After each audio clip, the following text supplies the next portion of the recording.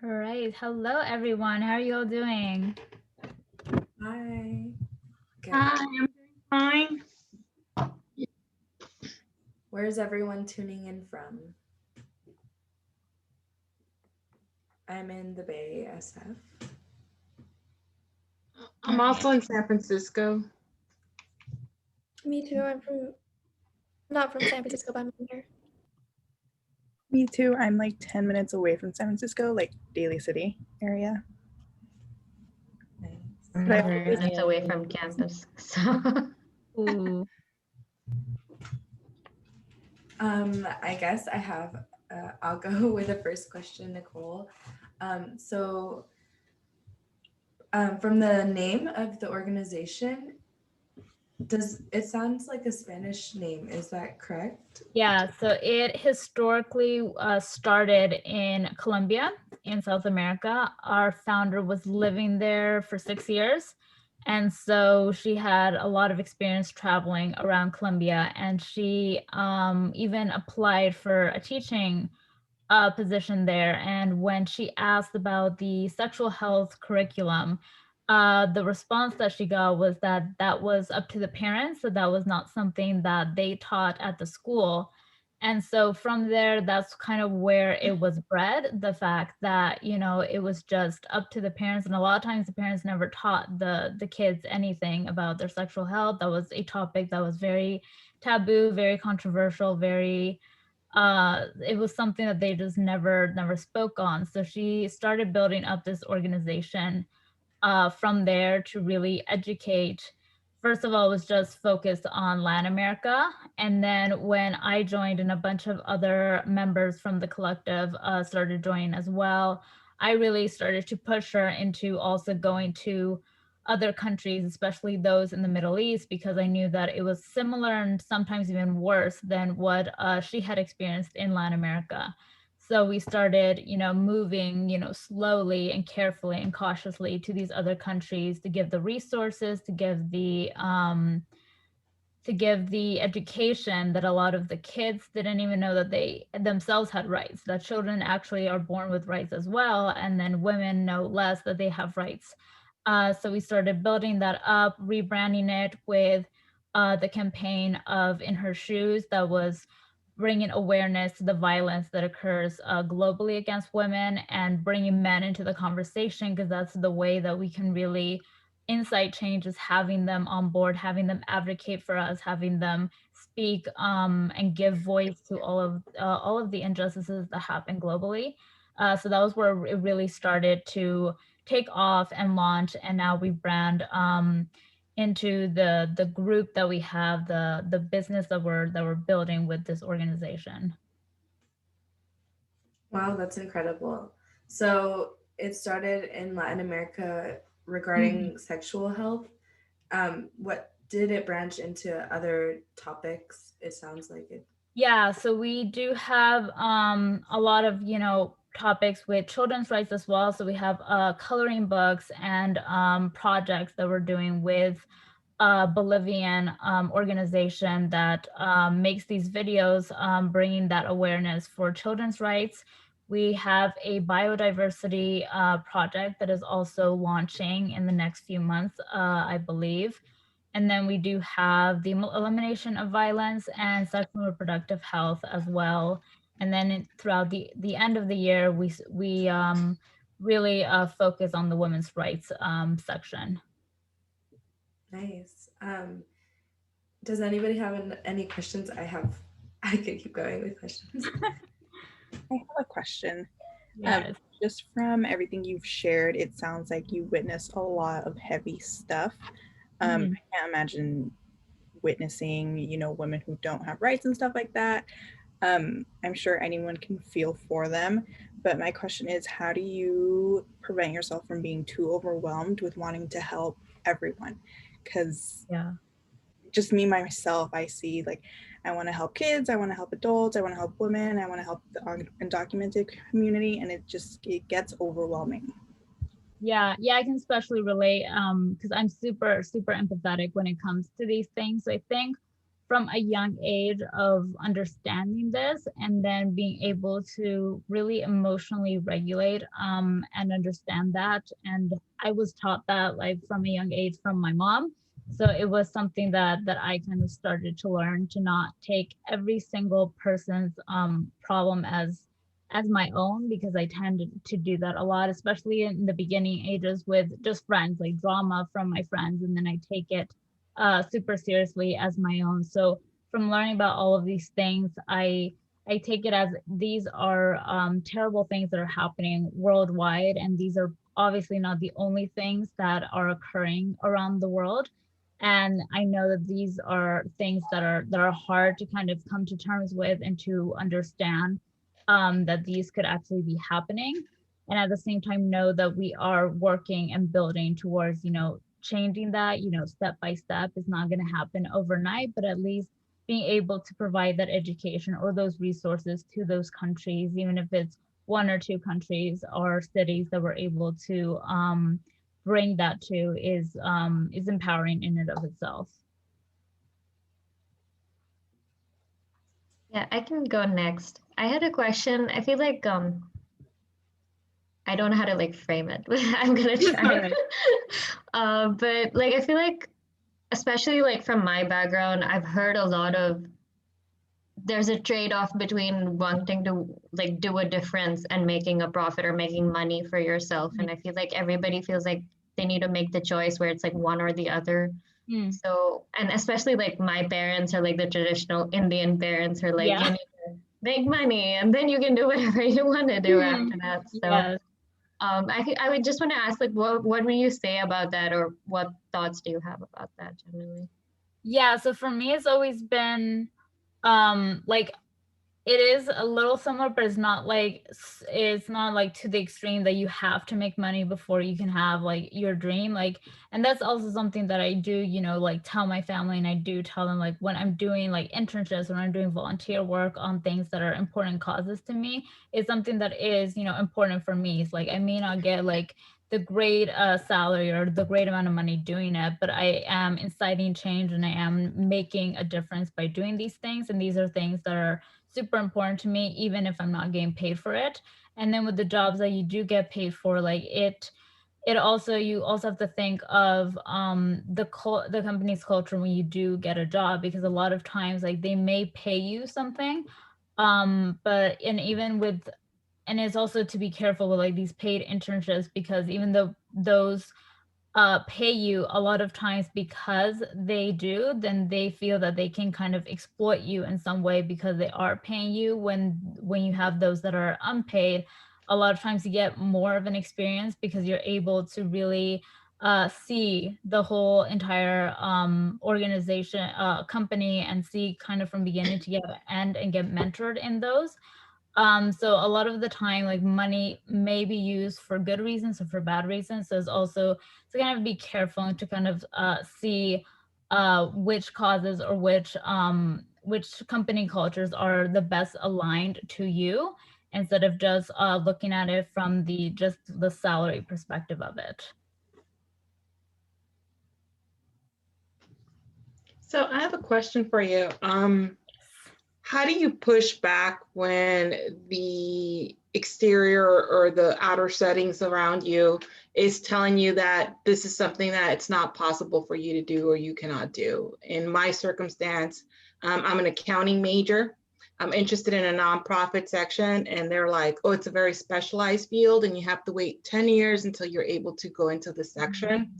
As a non-traditional older student, that's kind of like a little harder, because pretty much that's going to be like, as I'm getting ready to retire, I'm going to be able to get into that section of the field.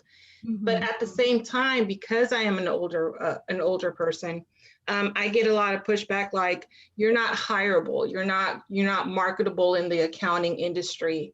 And also as an undocumented student, right, as I'm trying to get internships and I'm trying to get experience to get a CPA license, I get a lot of pushback, like, we can't really work with you because of your immigration status.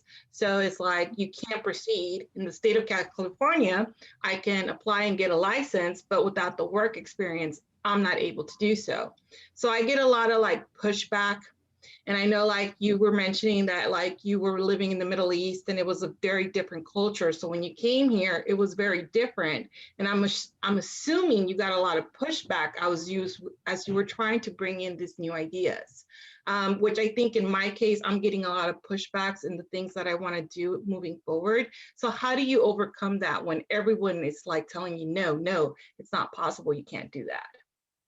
Yeah, that is really tough, especially when you do want to be able to practice what you're doing, you know, here in the US. So I do hear that there are like so many red tape, so many restrictions and barriers to really get to where you wanna go. And that was something that I experienced here as well when I was trying to get certified as a teacher to teach here, because when I was in the Middle East, you didn't need that certification. You could go into the classroom, you could teach, and you could get trained there on the spot. Well, here they want you to take a bunch of tests to be able to get certified, pay a lot of money to be able to do that.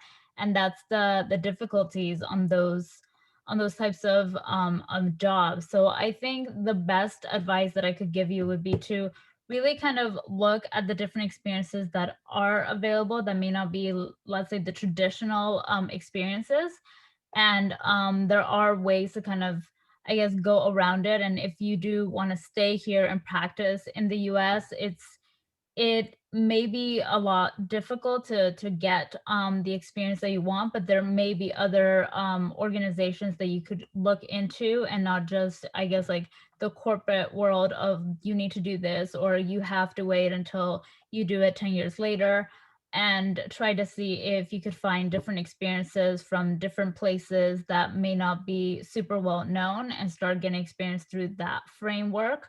Or try to see if going abroad would be something that you would be interested in doing, and getting experience there, and then seeing if you do come back and be able to do it that way. But yeah, a lot of organizations and a lot of jobs do try to kind of do that pushback that you can't do this unless you have this first. And it's hard and it's annoying to always be hearing that constantly when there are other ways. So I think the best way is kind of doing your research on your own, or finding different mentors in different areas of the nonprofit that are experts in your field that did it a different way, that wasn't just the step by step that you're being told to do. And then maybe you'll be able to find even better experiences or better ways of getting the certification that you really want to be able to practice in that field. Okay, thank you. You're welcome.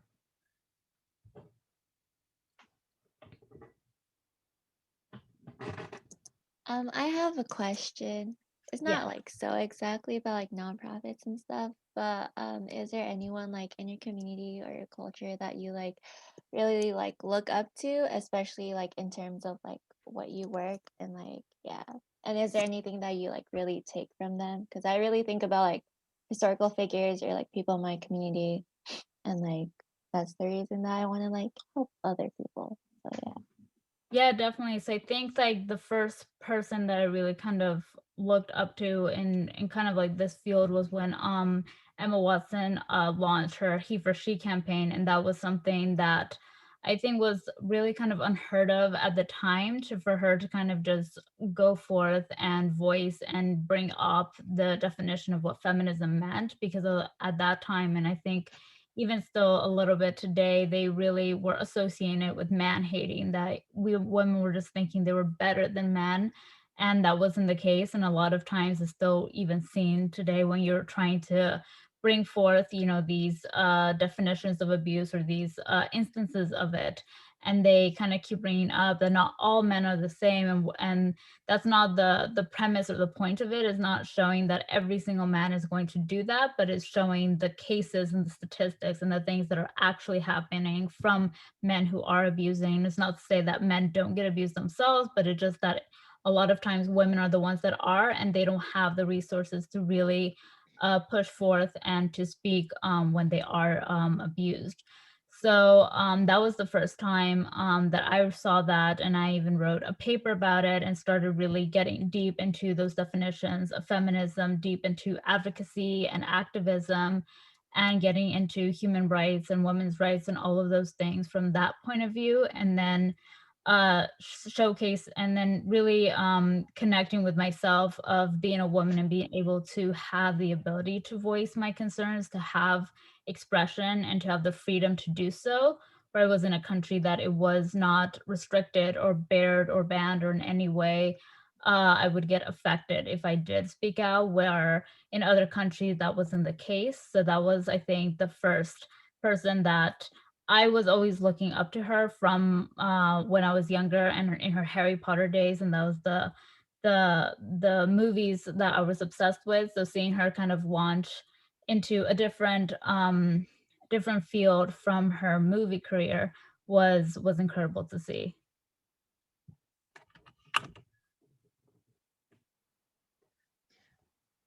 Out of curiosity, normally when a woman is like, how do you call it, confident and is strong in her ideas and is, you know, has convictions and knows what they want to get to, they kind of get categorized immediately as being angry, or how do you call it, being over obsessive, or like, oh yeah, men are scared of you kind of thing. It's like, how do you deal with something like that? Because it's like, obviously it's like, I don't consider myself to be, I'm very outspoken and I know what I want and I very expressed it. My family's very traditional, but I grew up here in the States. So I'm like the first generation to grow out of like the family tradition. So I'm always viewed as being angry, aggressive, and all this other stuff because I just don't fall into place of like what the female role should be, right? So I'm kind of curious of how you deal with something like that when you're tagged as aggressive.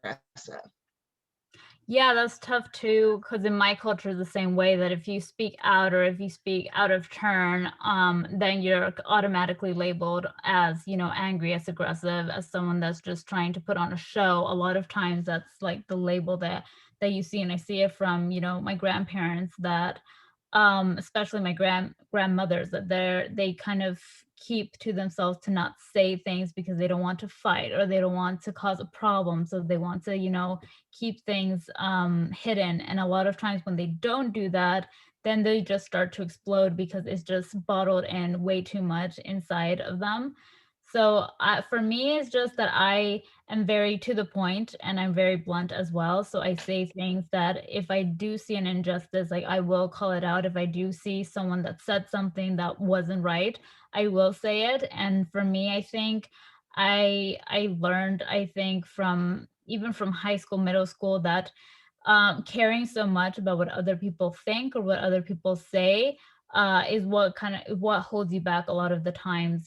And a lot of people, when you call them out the first time or you say something, like they are going to get upset, they are going to get angry, they are going to feel that you're kind of being, you know, this angry, arrogant person. But at the same time, when you do voice your opinion, you do say what you want to say. A lot of times I've seen it in different countries and different cultures. They get shocked. They get shocked because it's the first time that a woman is speaking or the first time that a woman is saying what is on her mind. And when I was living in the Middle East, whenever a woman would actually say what was on her mind, they would get kind of scared because that's not something that's normal, since they try to control women as much as they can. So I think the best way to deal with it is just to not be afraid to say what's on your mind, even if people may receive it in a very negative way. Because once you start kind of getting into your power, getting into who you are, and being able to say what's on your mind and say it in a way that you know it's still respectful and it's still honest, and you know that what's being said or what's happening is not right, while still, you know, keeping the peace in some way. It is important that your voice is heard in that sense, so that you're not just always being quiet, because then uh just for the fear of not being taken seriously. So it is a process, and it is something that is not completely finished in terms of women's rights, of being able to just say what they mean and be taken in the same light as if a man had said the same thing. So it is a process to kind of get yourself heard, but I guess it's the for now is the best way to be able to do so, while not belittling, you know, your own thoughts and opinions. I really speak to that. Um, when you say like you can't really care much about other people's opinions, I have a Middle Eastern father, and I found something online that really helps me get through our relationship. It's let them be wrong. So even though you say what you want to say, and like you said, they don't receive you in the right way, let them be wrong because you know who you are, and That's good even though too. you wish other people could understand you the way you want it, you want to be understood. It's not always going to happen. But yeah, that really spoke to me. Um, does anybody have a last question or two? We have 5 minutes, I believe, in this room. And to have a follow up to that conversation, um, how do you distinguish when you should speak up or when you shouldn't speak up? Because there are times where you're like, I should, but if I do, then it's just going to create this big thing. So, Yeah, that's true. That is tough. I think the best way is I think before you and at times you can't, think before you speak, but when you have that chance to kind of bite your tongue is when you know that it's not going to change anything, that if you do say this and you do speak out to the person and it won't change anything about who they are, it's just going to get them more angry and it's just going to cause like a whole thing. I think that's the best way of knowing when you shouldn't say things. So if there are individuals that it doesn't matter how many times you tell them the same thing or how many times you try to get them to see a different point of view, a different perspective, and all they do is kind of just cast it aside or label you as saying as having, these thoughts that are wrong, or just not really trying to understand your point of view, that is just their point of view is right and that's always how it's going to be. I think that's the time where you kind of have to leave it and know that they have this way that they were brought up, and that no matter how many times you try, they won't really change that. But then when the times that you should speak up usually is when you know that you're with people that can be changed, or that have that open mind to really receive you. And even if you have one or two people that don't, you know that what you're saying can kind of cause that shift or can educate them in some way or another on what's happening, and that you won't stand for it. So if it's a person that consistently is saying things that upset other people or that are offensive, and then that's when you do have to speak up. But when it's someone that really just won't budge, won't listen, doesn't care to do so, it's saving yourself so that it's not you wasting your time or trying to waste your breath on correcting them when you've done so many times and done it in so many different ways that they just won't change from that point of view. I love that answer. Thank you so much. Because sometimes I'm like, Of course. you need to know what's on my mind, or you need to know you're wrong. Other times I'm just like, it's just going to create this big thing, and I just don't have the energy to consume Yeah, it. exactly. So thank you for that. Of course, you're welcome. I have a question regarding the nonprofit again. So how do you how do you like implement your work into, do you find schools or do you guys build schools to educate women and children? Yeah, so that's so our founder is very connected with a lot of organizations and schools from her time in Latin America. So we connect to a lot of indigenous nonprofit communities as well as schools, and we send those resources to them for free. And so usually the one thing that we ask from them is to provide us like the data from getting those resources, implementing them in their curriculums, and how that has improved, the effect that it's had and the impact that it's had on the children that they're teaching, or on the adults or whoever it is that they are bringing these resources with, so that from there we can see what type of change is happening in those countries and how it really is improving the lives of these people. And so mostly it is our founder and her connections, but we do have many different people in our organization that have different types of connections with different countries and different places. So we really try to see the best way that we can implement in all those countries while being, you know, careful with the culture and with the way of life there, especially when we move to countries that are a lot more conservative, that is a lot more difficult to get into. And so we take it step by step, but mostly it's just the connections that we have within our organization. I see. And do you take on more of the teaching role, or do you like have many hats within the organization? Yeah, so I started with a lot of hats working with the marketing department, because before we only had one person, as well as the HR, and I still do it because I'm still recruiting people for my own organization of my own department of building that team up with leadership and with ambassadors and with all of that. So mostly the work that I focus on is the campaign that we have at the end of the year, and then we also are having like a project within that campaign. But when that started, I was working one-on-one with the marketing director that we had at the time. So I did a lot of designing with Canva, with knowing the SEOs, with knowing the tagging and the social media, and understanding, you know, trying to even educate myself last minute on that algorithm and how it all works, together with her. And then now that we have more of a marketing department, they're the ones that handle the visual, the strategy, all of that stuff. So I focus more on just the launching of that campaign and making sure that, you know, everyone is clear on the role for those who are, you know, taking leadership roles within the department and within the different projects that are happening in that campaign as well.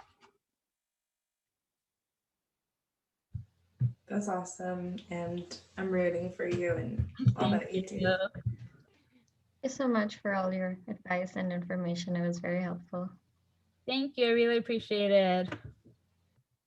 Yeah. I know we only have like 40 seconds, but really quickly, does your like nonprofit have like volunteer opportunities for people? Yeah, definitely. So when they send out the LinkedIn on the Let's Connect, yeah, just send me a message and I can definitely get in contact with you and let you know about all the volunteer opportunities that we have in the different departments that are available for your area of interest, for sure. Perfect. Thank you. Well, great spending time with you all. I'm gonna go to the main room now. Yep. See you all there. See you there. Hello, hello. Hello. How was everyone's breakout rooms? It was great. It was really insightful to hear knowledge that get our questions answered. I feel you. Oh my gosh, I popped into a couple and the conversation was just so amazing. I was like, you know what? We'll leave them in for another 5 minutes. All right, everyone. I'm gonna share my screen once again. If I can figure it out. There we go. And here we go. So you guys got to meet our 3 lovely speakers. We have Hannah, Nicole, and Kayla. I have their LinkedIns right there with their little pretty faces. I'm also gonna go in the chat and put their info. I hope everyone adds each other. Let's see, paste. And Isla, Isla has been sharing a link so you guys can put your social media and your Gmail or any email and your LinkedIn so we can stay connected. We want to network everybody. So, yep, there it is. Nancy put it in there. And then we have Pow. Here's our stuff. If you guys want to follow us on IG, we post a lot there. A lot of inspirational stuff too. I love waking up to their stories or our stories. And that's our LinkedIn. I have it in the chat too. Mobs, thank you so much for letting us be a part of your Women's Week. It's been amazing. This is their information. Go ahead and follow them on Instagram and add them on LinkedIn.